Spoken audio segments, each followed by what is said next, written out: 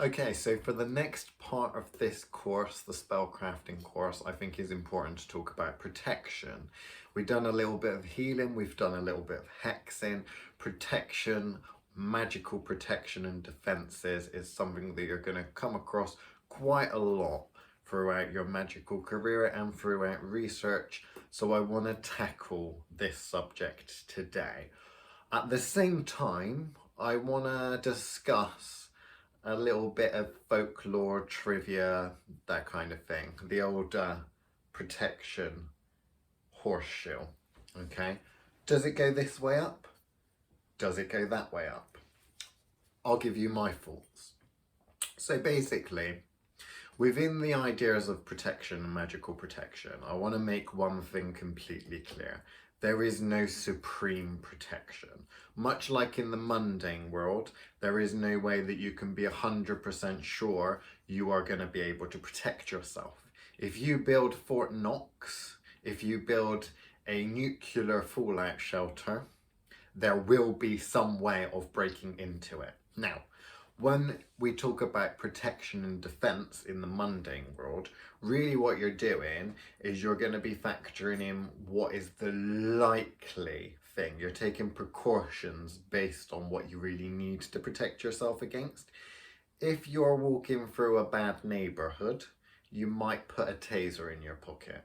If you're one of those people whose job it is to go and collect money and gold bullion, you might be armed and have an armoured vehicle. That makes sense because you need that kind of protection in order to counteract the things that you're likely to be, coming into contact with. Thieves want the gold bullion and the money that you're picking up from various banks and that. So, good idea to have some sort of protection and defence. If you run an art gallery and you've got expensive Picasso paintings and the like, chances are you want a good alarm system, maybe some armed guards and personnel, a vault, good security system, good defences might be a good idea. The reason you're doing that is because it makes sense to do that. If you're going about your day, magically speaking, and you don't cause a lot of trouble, you don't attract a lot of attention, then the chances of something latching onto you or you coming into contact with something that is out to get you is going to be pretty slim. Not going to say it's never going to happen, because of course there's a multitude of different problems and things that can happen. If you go to the shops to go and buy a pint of milk and you live in a fairly nice, reasonably affluent neighbourhood, the chance of when you walk to the shops, you're probably not going to get mugged. Someone's not going to try and mug you on the way back from the shops to steal your milk, right? Doesn't mean it can't happen though, does it? It might be that 1 in a billion chance of that actually happening when some thief decides to take a gun. We don't really have guns in the UK, but imagine if he does decide to get a gun, wander along the road that you're walking along and pulls out that gun and says, "Drop that milk, I want it, or I'm going to shoot you." Not going to happen. Protection, you need to think about that in the magical sense. The more you do, the more powerful you become, magically speaking. The more you're going to become a target, because the more people are going to be aware of your presence at the end of the day. That's what you need to think about. If you're messing with things, then you've got to expect things to start messing with you. Now, when it comes to protection, much like other forms of spellcasting, you'll find that there's a load of tut about it. You'll find that there's a load of people going on and on and on about do this for protection, do that for protection. And none of these forms of protection are going to be 100% effective against everything. What these people are doing is they're trying to give you a super simple way of defending yourself and protecting yourself. Every single defense has a workaround, moves and counter moves. So you need to remember that. One of the things that I would suggest is, if you have, much like in your house, I would imagine you probably keep the front door locked. I also would imagine to prevent nasty bacteria and build up of nasty stuff, that you clean your house much like you clean your body, I would hope, and brush your teeth and such. I would hope that you do that on a regular basis, okay? So the two things that we need to think about there is that the environment in which you're in and your body, okay? Because you're also in a body, you're wearing a skin suit at the end of the day, aren't you? So the environment that you're in, let's assume that is your house, because that's super simple. The body that you're in, we're going to talk about that. Now, you clean your body to get rid of bacteria and stuff, because you pick things up, don't you? You pick things up when you're out and about, you touch things. Now in COVID times and that, is probably even more apparent how much bacteria and nasty stuff's out there. Well, when you're going about doing magic and stuff, and when you go about attracting attention, you also will pick up magical baggage. So cleaning yourself off every now and then, if you do any form of psychic work whatsoever, even if it's a little bit, you really need to get into the habit of cleansing yourself.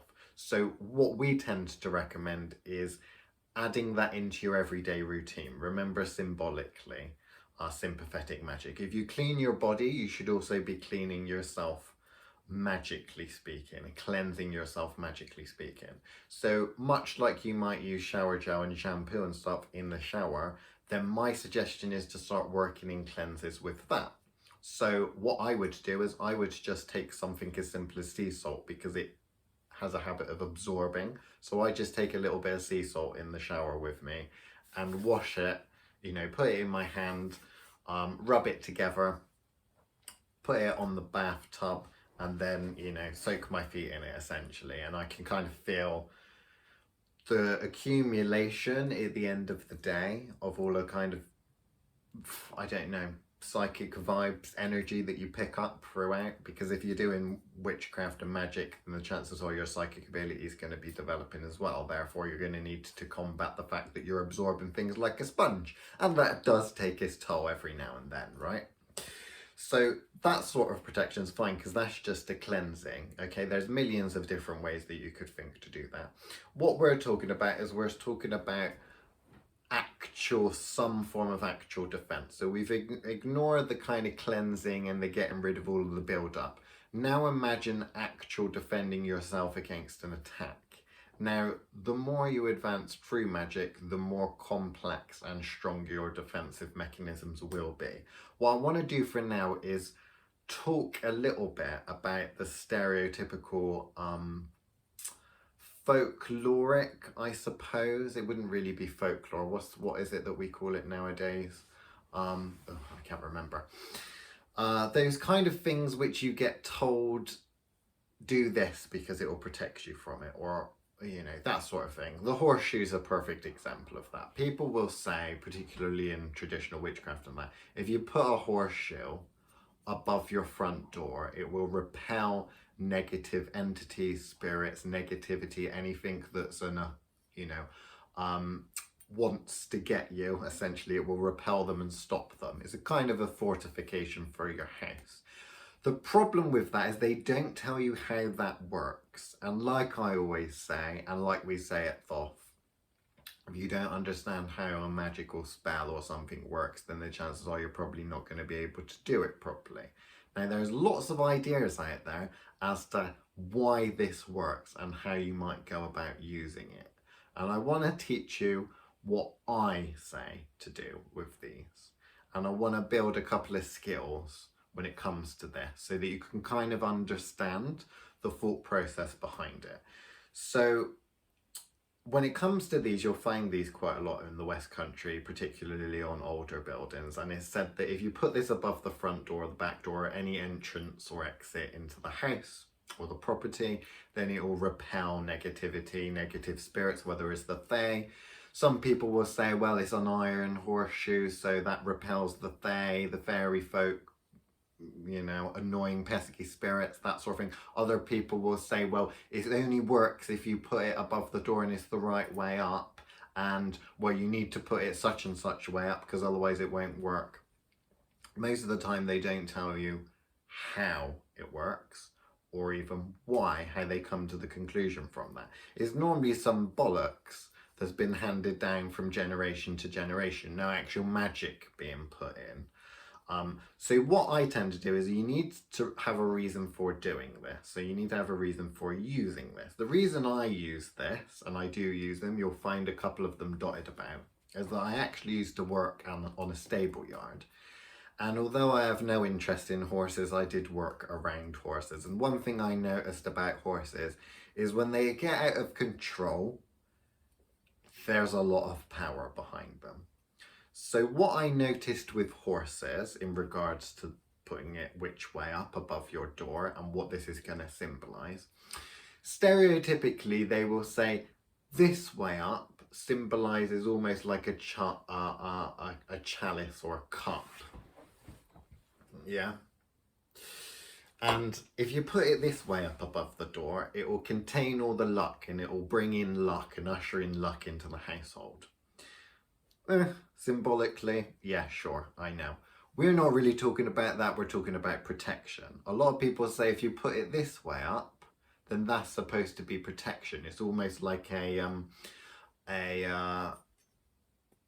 helmet, okay? So kind of a protector. I know it's a stretch, but some people do say that. A helmet.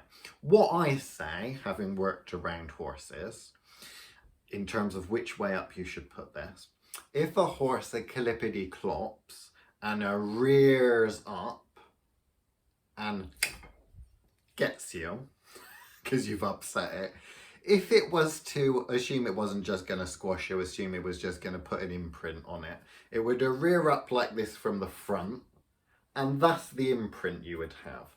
So if you want to deliver a magical punch to something negative approaching your house, I would suggest putting it that way up, because from the front of the house, if you imagine this is a magical punch, the magical punch to me makes sense that it goes that way up. Now, here's where it gets a little bit different. The back of the house, much like the back of the horse, a horse doesn't turn around and go like that. So the back of the horse, if it's a kicking, it's going to be a kicking like that. So what I recommend is if you imagine this is almost like a magical punch that gets triggered every time something means to do you harm when it comes towards your property, a defensive shield, like a force field from Star Trek or some crap like that.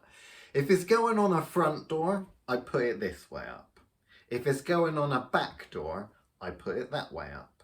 Simply because if a horse is going to go for you from the front, that's the imprint it's going to leave. If it's going to kick you from the back, that is the imprint it's going to leave.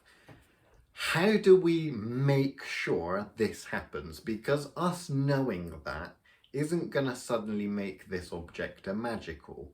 I'm sorry if that's what you thought, but like we learned in the first couple of lessons in this series, it takes a couple of things to make the magic happen. It takes the journey, the intention, the what do I want, and it takes the energy, which is very, very important, energy.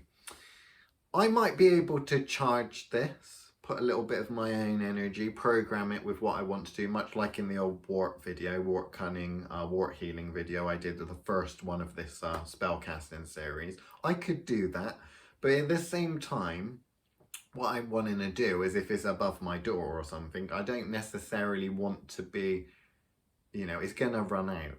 It's only going to repel so much with this. And you're going to be limited to how powerful this object is, defense, on your front door or above your front door, based on how much energy you can put in that can then be triggered and released. So what I want to do now is I want to teach you a little way of building a battery that includes other ingredients. So it's not just a battery that you're reserving of your own power and programming. We're using something where we're building energy ourselves, programming it, but bringing extra energy in to make it more powerful, and then delaying the reaction.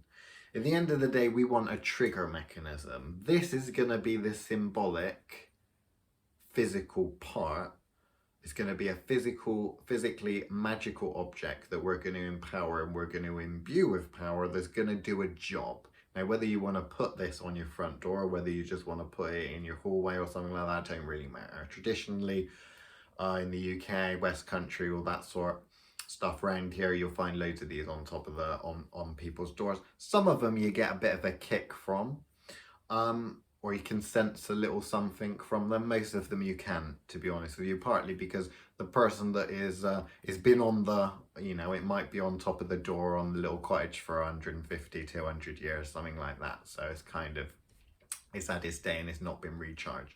What I want to do now is I want to explore how we might create a magical object like this. So we know what we want to do. What we want to do is we want to create some sort of barrier or shield, okay? Some sort of a, almost like a force field, you know, like those force fields in sci-fi programs where you touch it and it shocks you, pushes you back. That's what we kind of want to make for this. Anything that attacks our premises, our house, that's what we want this to do. So, I know what I want it to do. How are we going to go about putting the energy in? Well, I could constantly channel the energy like I did in the first video, but what I thought might be an interesting one to introduce you guys to now is potions making. Because when it comes to witchcraft shops and the consumerist side of magic, you'll find there's things like a magical powders you can buy and magical oils and stuff like that. And a lot of these are sold as kind of a mystery. They're sold as a load of magical powders and herbs and plants and stuff bottled up in a little bottle or shoved in a little jar that you just then buy, sometimes for a lot of money as well. And then somehow the magic just happens. You just tell it what to do.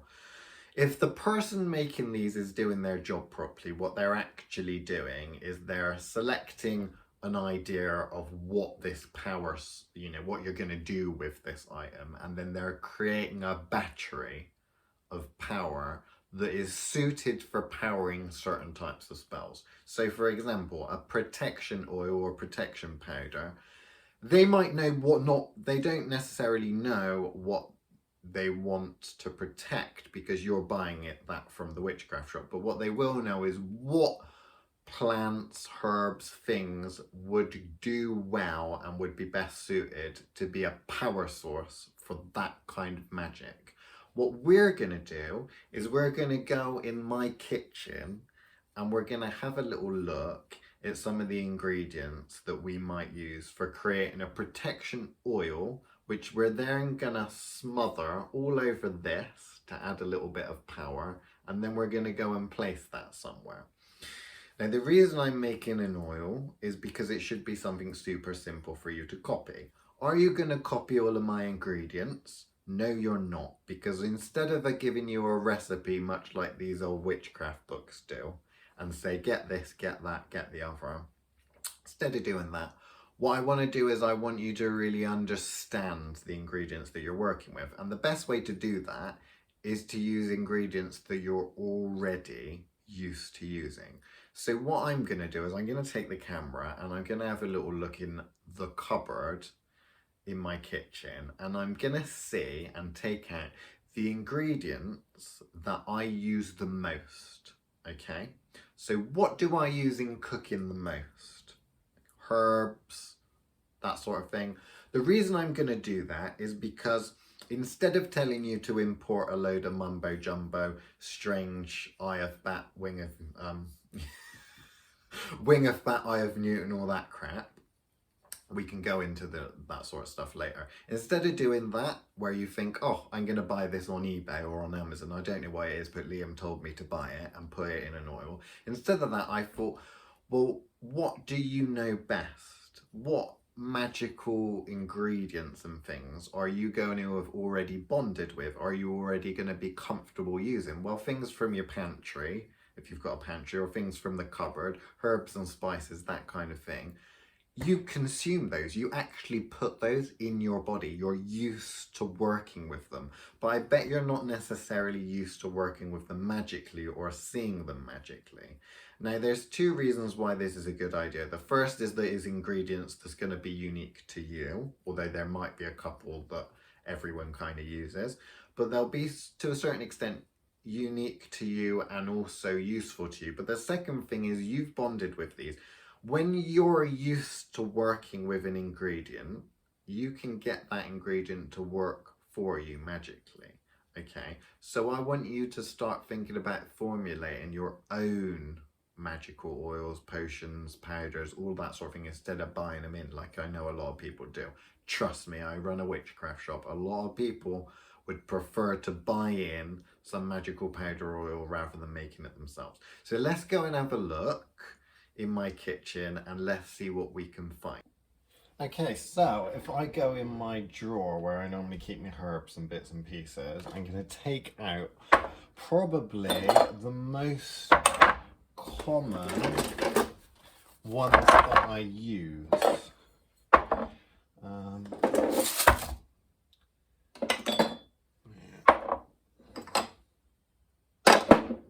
Use a lot of that one. Probably gonna do. Right, okay. So, most common things in Liam's cupboard that he uses for everyday cooking. Okay, now I have got an empty jar. This jar is for a Dorito dip, essentially. It's empty. I've washed it out. I've done a good job of washing it out. Now what I'm going to do is I'm going to start making an oil from the things that I use every day. Again, the reason for that is because I'm already bonded with it. I've literally consumed this, and instead of going out and trying to find something new from out and about, foraging and that, where I might pick something poisonous and that, at least I know the stuff to start off with that's in my cupboard I can eat, and I do on a regular basis. So for the oil, what we're going to do first is the staple thing that I use pretty much for most of my meals actually is onion. So from my lunch, what I've done, because I had to peel and dice an onion, I left the peels. So what I'm going to do is I'm going to put the onion skin in this little jar, in this potion, right? Next thing I'm going to do, second most popular thing that I really use, is actually garlic. And obviously garlic is a great medicinal thing. It's really good kind of antibacterial, it's good for the immune system, everything like that. So given that it is good at getting rid of nasty colds, coughs, when you've got a bad immune system, all of that, why would I not put it in a protection oil? It protects my body and it helps my body from to protect itself. Why wouldn't I put that in? You know? Next thing I use a lot, turmeric. A little bit of a kick, a little bit of there we go, I'm just going to put a little bit of that in. Pepper, saturnine, obviously pepper is often considered something that's you know, to do with the realms of Saturn. So death, supreme bonding, limitation, that kind of thing. Essentially what I'm trying to do is limit what's going to come into the building by anointing this with the oil that I'm making. So symbolically to that, the energy with pepper is quite a good one to use. Next I'm going to do is I've got two different types of salt. We sell a lot of Himalayan salt. Because we sell so much of it, I end up using a little bit in cooking. So I'm going to add a little bit of Himalayan salt, and I'm going to add a little bit of sea salt, which is what I use more often, if I'm honest with you. Now, you could think of purification, salt is in terms of purification, but what I tend to find is it's an absorbing type thing. So really I want to involve with this oil is I want it to absorb anything that's attached to it. So think of when it comes to the pushing out and the defensive mechanisms, we've kind of got the garlic, we've got the pepper stopping, and we've got the turmeric. The salt essentially is to absorb anything that comes towards this, so any energy directed at the house. I want to absorb it, transmute it, and then send it back. Okay? That's the kind of thing that I'm going for this. The next most popular thing that I normally use all the time, which is why it's in one of these big jars, is actually oregano. So I'm going to put a little bit of oregano in. Now, I don't keep all my herbs in one cupboard because I don't have enough room for that. So the last thing I've got on this board is a little bit of ground ginger. Again, a little bit of ginger is one of those things that is quite good for when you're down your immune system and that. One thing that does get added, you will find that gets added to potions and the like, is actually parsley. So I'm going to go in the other cupboard and get some of that out. So, parsley, I've got it in this big thing here. I actually got it from Costco because I use quite a lot of it. So I'm going to add some dried parsley in there. Parsley is actually, funnily enough, used for blasting and black magic and that kind of thing, you'll find. And that's kind of like the attack herb. That's what I'm thinking of in terms of the attack and the destructive kind of firing back and pushing back kind of herb. Because I want anything that's directed at this to be absorbed by it and then pushed or kicked back. Okay?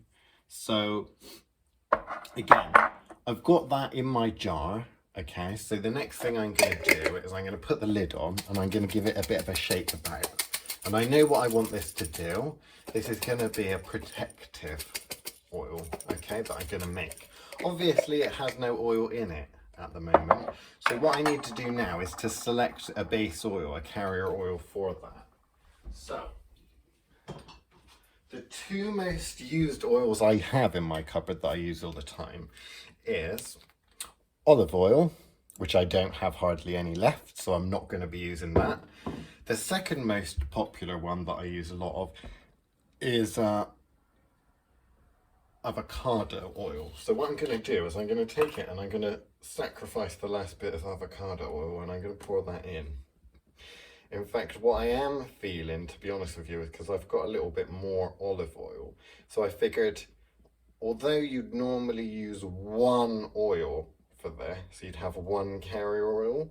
What I'm actually thinking, because I'm trying to go by what I use a lot of in my everyday cooking and in my everyday life, because I use avocado oil and olive oil, I was actually given some new olive oil. I have tried a little bit of it, so this extra virgin olive oil. So I'm going to have a little bit of extra virgin olive oil in there, and I'm going to have the avocado oil. Normally I'd only use one, as you probably notice if you've listened to other things that I've done for the Thoth Witchcraft Shop in terms of instructional videos and that.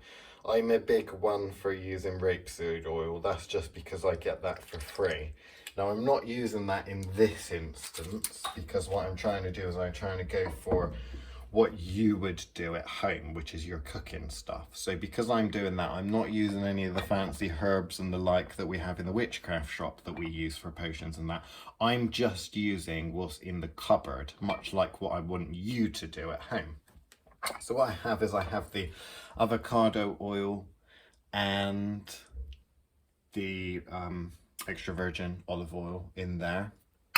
I'm going to put that on. Normally I'd put brown paper over the lid, but I'm going to be throwing this jar out afterwards, so I don't really plan, I'm not really worried about it going nasty or funky. I'm going to shake it, I'm going to give it a shake. Okay, so if you can kind of see inside there, it doesn't look too great. But what I'm going to do now is I'm going to leave this in a dark place for 7 days.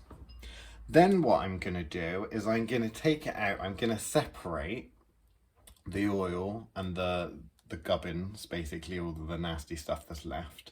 I'm going to take the oil and I'm going to put it in a pot, using a sieve and that, separate them. I'm going to put the chunky bits, I'm just going to throw in the compost.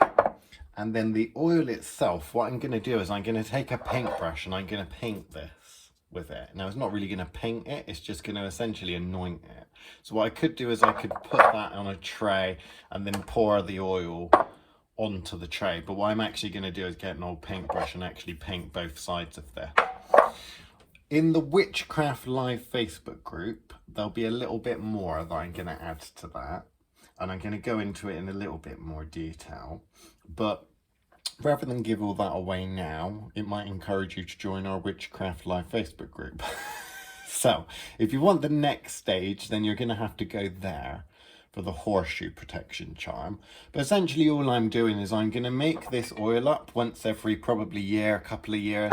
If I need to paint any outside work, paint the fence, anything like that, you have to do that every now and then. What I'm going to be doing is when I do outside work every couple of years, I'm going to remake one of these.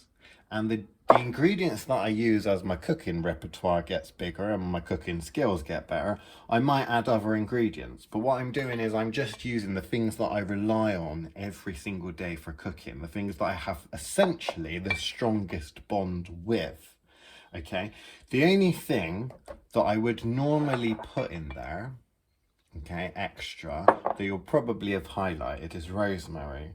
But if I'm honest, I don't actually cook a huge amount with rosemary. I'll take a couple of sprigs every now and then to put on my steak, but I don't use that enough, to be honest with you. I mainly use that for magical purposes, and this is supposed to be the kind of basic, a little bit of a new one for me, because normally, like with most people, sometimes your magical practice can be divorced from your everyday life and your everyday mundane practices. And with this was a little project, seeing as I'm explaining it to you. I thought I'd take the opportunity to see how this oil comes out. But ultimately you could use anything you wanted to make the protection oil. The main thing is that I'm anointing and covering the oil with this, and then I'm going to go and put this where I want it to be put. So I'm going to put it that way up, and I'm going to put it outside somewhere to repel. Okay, if I'm going to put it on the front door, above the front door, on the front gate or something like that, I'm going to put it this way up to push away. If I'm going to put it on the back door or the back gate or something, I might put it that way up, because it's more like a horse's kicking back. That is more like a horse trampling on someone. Okay, that's the reason why I'm doing that at the end of the day. So again, hopefully you enjoyed this. Hopefully it was a little bit more interesting than your general, here's a horseshoe, stick it above your front door.